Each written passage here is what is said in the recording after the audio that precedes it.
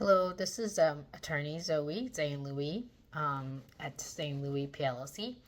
Today I'm here to give you some guidance to answer the question of can you apply for a green card if you have DACA or pending asylum status? The quick answer is yes, but it's a lot more complicated than most people think.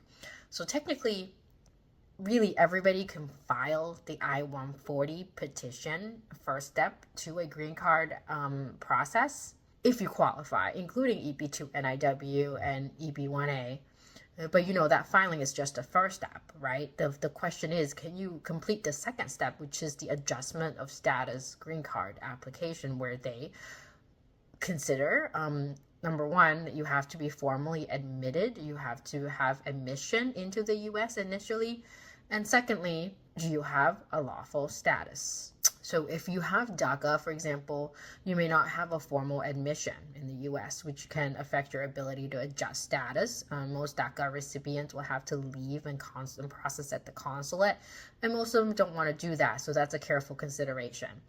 And another example is if you have a pending asylum, so you have an EAD, you have a work permit based on that, well, your time in the U.S. could be considered a period of authorized stay by the Homeland Security, but that does not mean that it is a lawful status. It does not mean that you have maintained lawful status, especially if you had entered without a valid immigration visa, or if you filed your asylum application after your previous status had expired.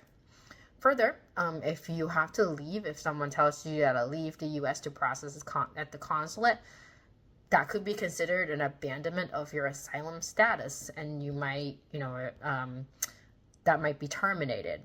So all that waiting time could be for nothing if you have to leave.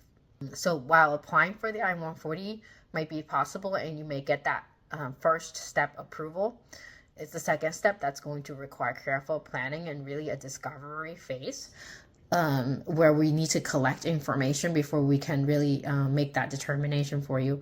If you're in one of these situations, we would recommend a paid consultation. It is a very case-specific determination.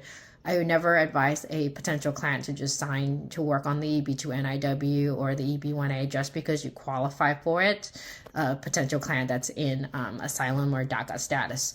Understanding the difference in these situations are very important, and ensure that you don't waste your money later on when you work on the adjustment of status and find out you don't qualify to do it. Okay, so if this was helpful to you, follow us for more immigration insights or call for a consultation.